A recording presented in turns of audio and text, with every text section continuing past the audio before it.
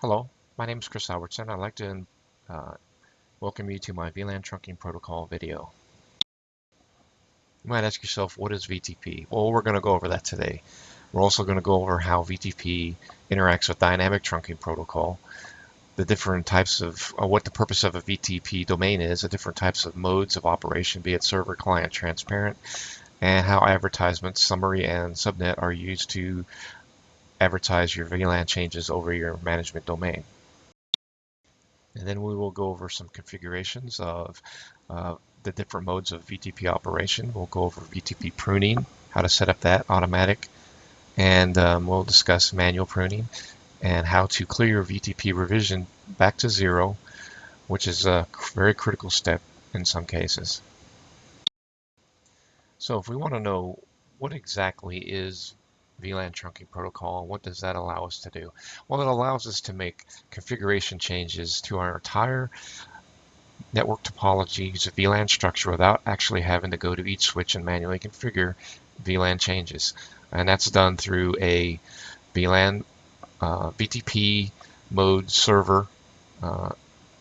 And when you make changes to a server, the changes that you make are propagated out of the VLAN trunks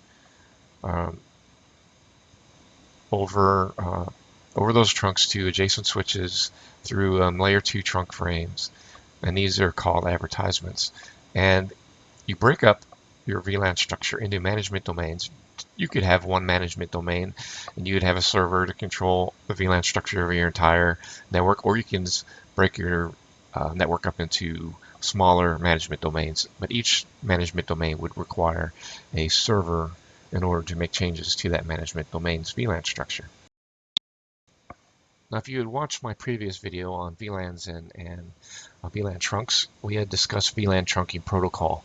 And one thing we need to remember with VLAN trunking protocol and how VTP can affect it is that if you remember, VLAN trunking protocol will allow you to take two Cisco Catalyst switches, connect them together, and a trunk will be automatically formed by default, which will trunk all available VLANs over that trunk. Because the default mode of operation of DTP is dynamic desirable. Now, in order for dynamic desirable to automatically form our trunk, the VTP domains on each of the switches needs to be the same, or one of them could be null. Now, the first mode of operation for a VTP switch is going to be the server mode. Like I said, this is the particular switch in your domain that allows you to make changes to your entire domain from one centralized location, and those changes are advertised out the trunks to the adjacent switches. And each VTP domain will need one server, preferably two, for redundancy purposes. As we go through this today, we're going to use three switches. We have two 2950s and a 3550, and we're going to take this.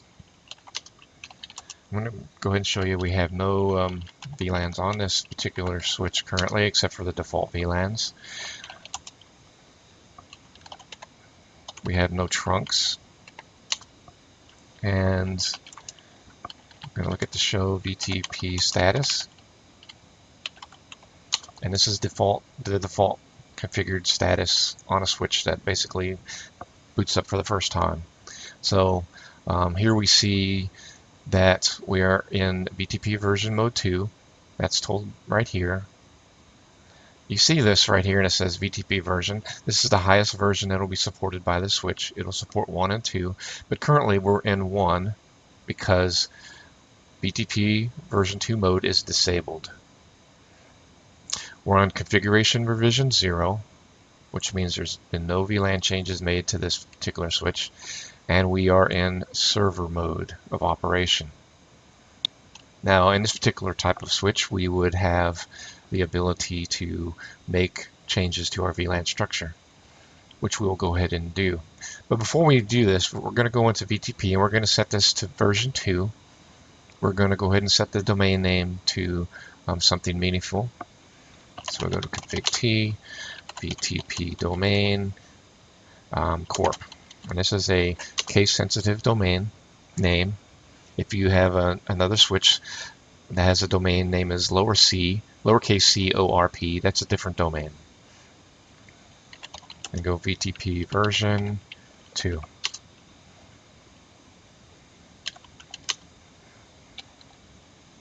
Now if we go back here now, we see that our domain name is now corp and that our VTP version 2 mode is now enabled. So that's how we know we are in VTP version 2. And we also see that our revision has changed because of the changes we made here. And as we make changes to our VLAN structure, that revision number will also change.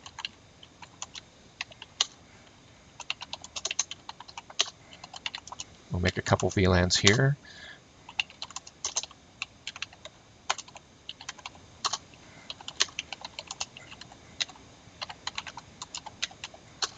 And we see that we have 2 VLANs.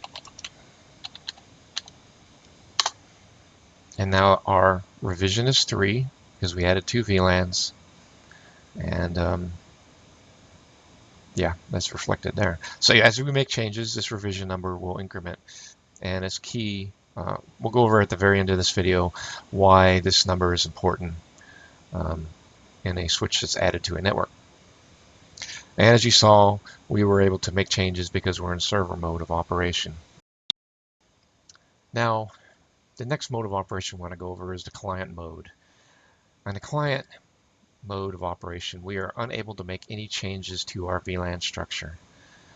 Only changes can be made to our VLAN structure from advertisements received from other switches that have revision numbers higher than the current revision number that the switch has. And in any changes that it receives, it will relay to switches that it's adjacent to. So we're going to go ahead and go to access 2, and we're going to do our same commands. We're going to show VLAN brief. And we'll see there's nothing but the default VLANs there. Show VTP status. And we're at our basic default settings. Show interface trunk.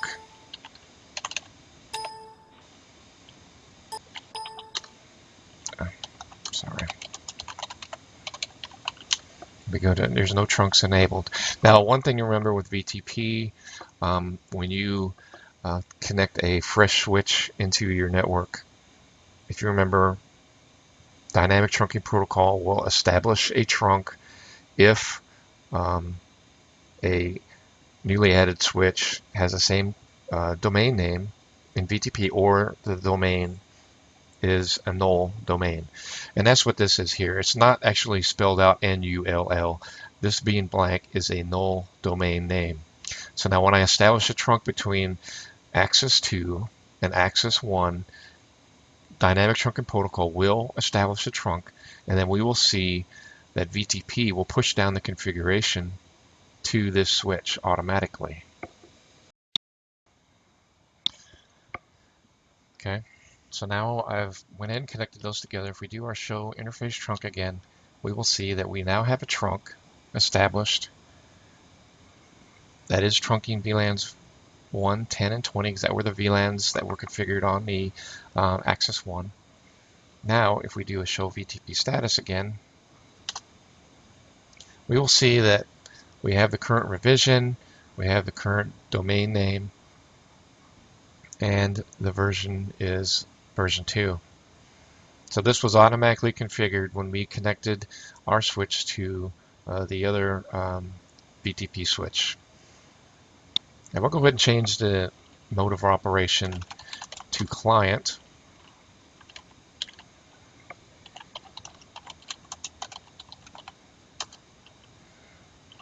And now we'll see that we are unable to make any changes to our VLAN structure because we're in client mode.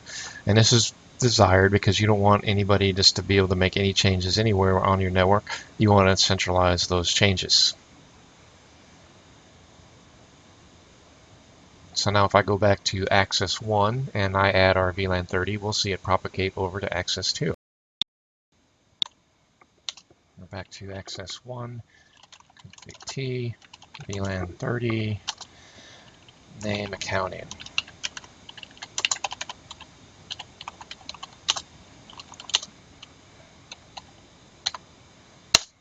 And we see we have accounting now, and our revision number has changed to 4.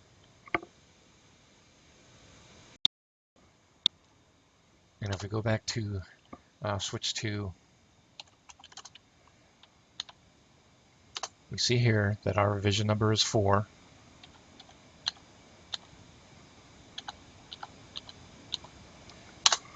And we see that our accounting VLAN has propagated to this switch. Now we'll go ahead and add our third access layer switch in here, and then we'll do the transparent mode of operation. We'll go to access 3, and we'll do a show interface trunk, because I have connected that together. We see we have a trunk that's trunking 1, 10, 20, and 30.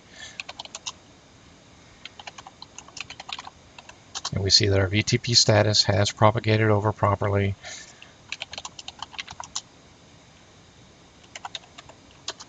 And we have 10, 20, and 30 on this particular switch.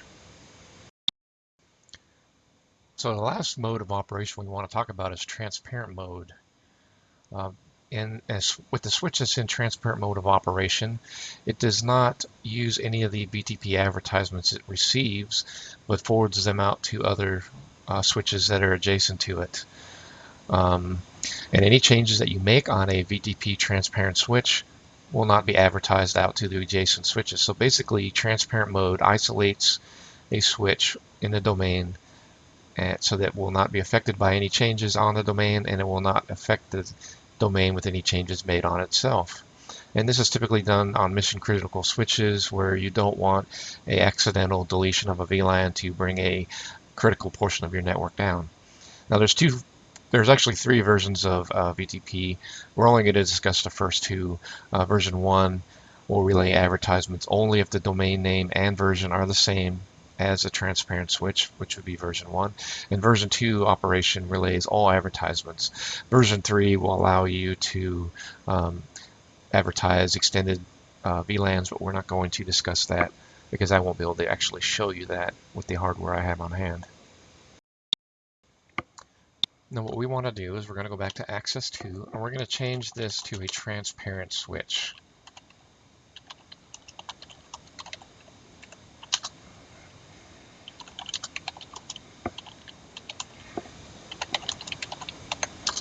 We see that now we're in transparent mode.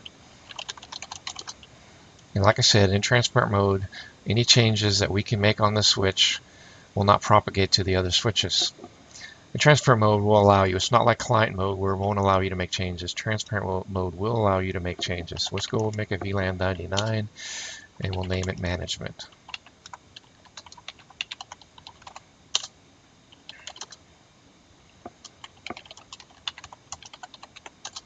Now we see we have our 10, 20, 30, and 99. But we'll notice that our revision number has changed to 0. We're in transparent mode still. All the other settings are the same.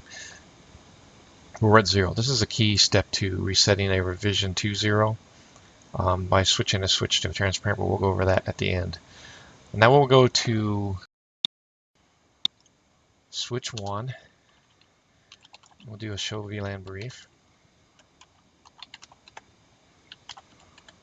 And we'll see that our VLAN 99 did not propagate over to this switch. And in fact, if we make a VLAN 40 now,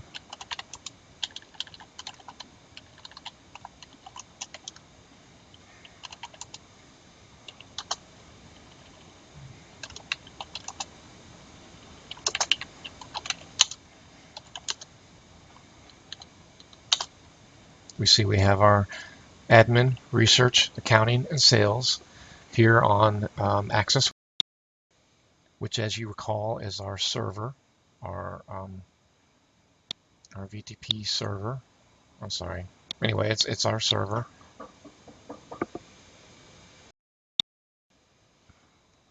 Sorry there, I had somebody knocking on the door. Anyway, we were talking about our Access 1 was our server. we go to access to, this was our transparent switch, and we've added sales to our server, but that will not have propagated to our transparent switch. And then when we go to access 3, which was our client,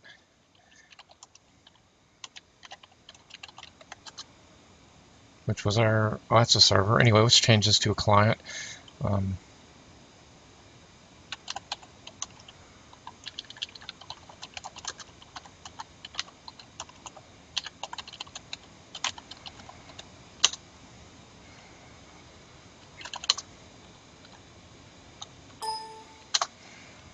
Okay, now we're in a client mode of operation, and we will see that our VLAN structure has propagated from the server, but the transparent switches of VLAN 99 did not make it here, which is normal, and that's the desirable mode of operation. Now, another setting that we can make on our VTP configuration is to assign a password, and that would be done with VTP password test, and this is also case sensitive, and all switches on your VTP domain will have to have the same password, or VTP will not communicate between them. And in order to take this off, it's basically a no VTP password, and we have no password now. Now, I did mention that VTP is advertises VLAN changes through its network through advertisements. The VLANs that are advertised are the VLANs 1 through 1005. When we advertise a revision number so that when a switch receives the advertisement, it can tell if the revision is a newer version of VLAN structure than it currently has configured, and the VLAN parameters. And this is done through summary advertisements from a server, and these are sent out every 300 seconds whenever we make a change to our VLAN structure. And it lists the management domain, the VTP version, the revision number, a timestamp, and an MD5 encryption hash if we have a password enabled. Following a summary advertisement is a subnet advertisement, which will list all the specific changes to the VLANs, be it VLANs added, deleted, changed. All that will be listed in the subsequent subnet advertisements. And then a switch that realizes in some way that it does not have a complete revision of its VLAN structure can request those changes from a VTP server. And this may happen when a switch reloads, or if the VTP membership changes, or the VLAN database is cleared. Now, the next thing we want to go over is VTP pruning. And if you remember, in a flat network topology, a broadcast domain, in essence, when you transmit a broadcast message from one host, it will arrive at all other hosts within that domain. Now, when we take a VLAN and introduce it into our flat network topology, we break that layer 2 domain into layer 3 divisions divided by the VLAN structure. And basically, anytime we have a switch that forgets the MAC address of a host at the far somewhere on the network, it'll send out broadcast ARP requests known as unknown udicasts, or broadcast traffic from other devices on our switch will propagate throughout our entire topology. So the idea here is, if there's no need to send data over a trunk because the far end of the trunk does not have any access ports accessing that VLAN, we can remove that, basically prune that traffic from our trunk. And this is done because as a access switch is configured and access mode VLANs are assigned to access ports, the switch will advertise the ports that have which VLANs as access modes to the other switches. And so that way our upstream switches will know which VLANs it can prune, and this can be done automatically or manually. We'll show you how to do it automatically here, but manually we would just basically go to our trunk configuration, and if you remember from our previous video, we would just go and say trunk allowed, and then we would just take the VLAN off of that allowed list that we didn't want to trunk. And this does not affect transparent mode switches. Now I've got a packet tracer illustration here. I think it'll really show what I'm trying to say. In this particular illustration, we have a switch here that has VLAN 10 and VLAN 20 switches, or hosts, and then we have another switch that has VLAN 30 and VLAN 10 hosts. Without pruning, all this VLAN 20 traffic that may be broadcast traffic would go to the switch and go to these. Well, actually it wouldn't go to these because these are on a different VLAN, but it would go here over this trunk, to this switch. So all this VLAN 20 traffic would be wasted bandwidth as it's transmitted over this trunk and this trunk because it's not used over here on this portion of the network. And the same thing with VLAN 30 traffic. It would go through this trunk as broadcast traffic, possibly over to here, eating bandwidth that we didn't need because there's no VLAN 30 VLAN access ports on the switch. And setting up pruning is pretty easy. We're back on axis 3 here. We would go to VTP Pruning. And this turns on pruning automatically. And if we go back and look to see which interface was our trunk, we'll see that we're using gigabit 01.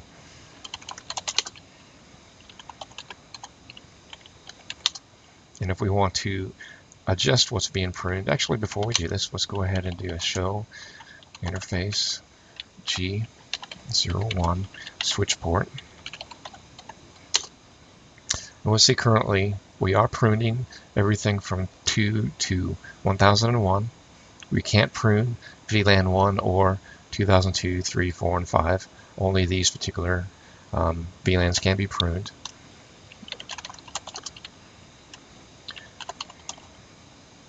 So actually what we're going to do is we're going to go to interface G01 switch port trunk pruning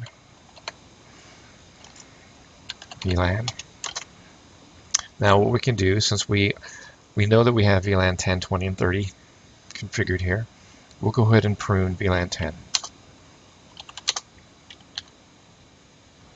And now we'll see that we are only pruning VLAN 10. All the other VLANs are not being pruned. Now, this is done through a configuration entry on our switch. If we do a show run interface G01, this particular entry right here is what is causing that pruning of only VLAN 1. So if we wish to remove that, do a no statement with that command. Actually, I have to go to interface first, I'm sorry. And a no statement with that command. And that's now removed. Now if we wish to prune everything but 10, we would do switch port, basically switch port. There, VLAN. And we're going to remove 10. Remove, spell it right, 10. Now if we go back and look at our switch port interface, we will see that we're no longer pruning 10 by itself. And like I said, if we do a show run interface G01, I'm sorry, show run interface G01, we see that this is what we're pruning. So basically, that remove is really interpreted as this right here. So if I take that command out,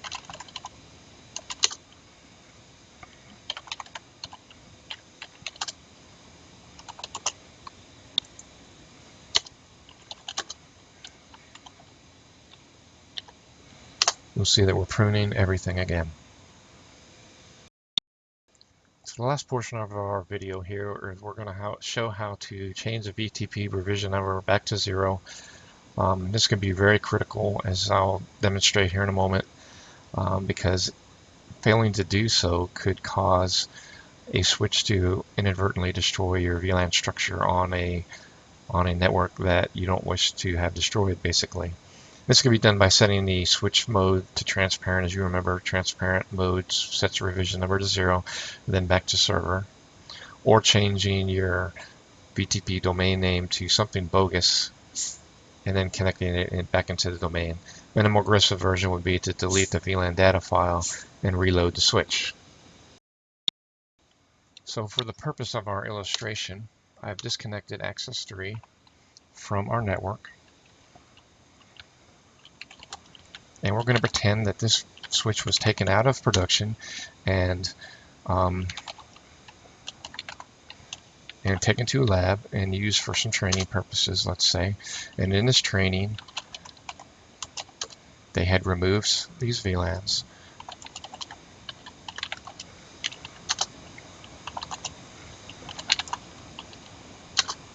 Now we have to change this to server. I wasn't paying attention there.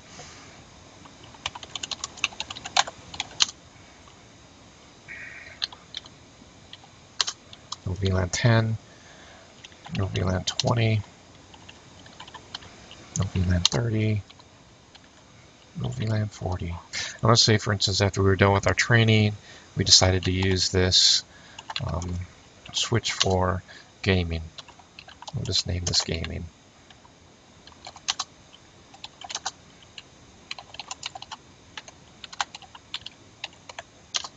And we see now that we have just the default VLANs and the VLAN 2, which is gaming. And we'll set this back to VTP client mode.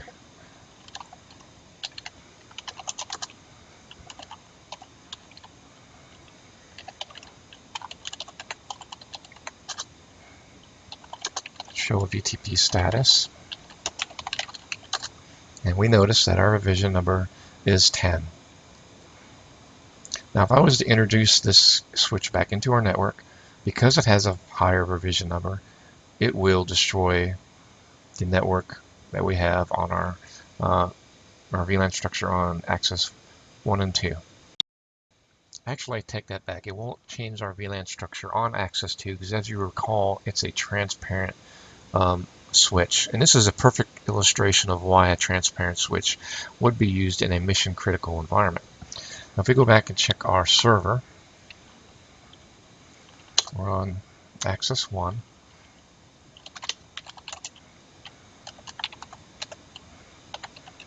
We see that we have our previous VLAN structure there. Show our VTP status. We see we're at revision 5. Now I'm going to connect our newly configured access 3 back into the network, and let's see what happens. Now with access 3 in our network, we'll do another show VTP status. As you see here, we were at 5. We're still at 5. It'll take a moment or two for this to propagate.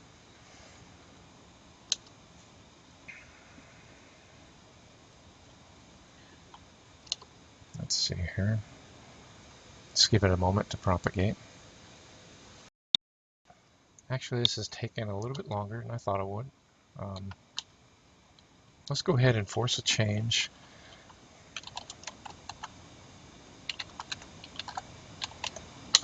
We'll add a VLAN 50.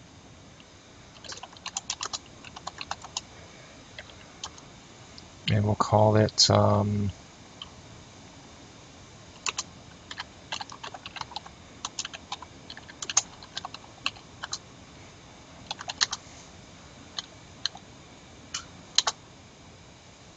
okay, now that change was forced out our network as an advertisement. It went to the transparent switch and then back to the client switch, and the client, which had been changed to gaming, sent back an advertisement that was newer than the one the server had. So as far as the server was concerned, another server had made a change to the network topology, and it made the changes to its own VLAN structure, basically blowing it away. And then now if we go back to switch 2, if you remember, was this a transparent switch, you will see that our VLAN structure has not been changed by the accidental introduction of a rogue switch into our topology.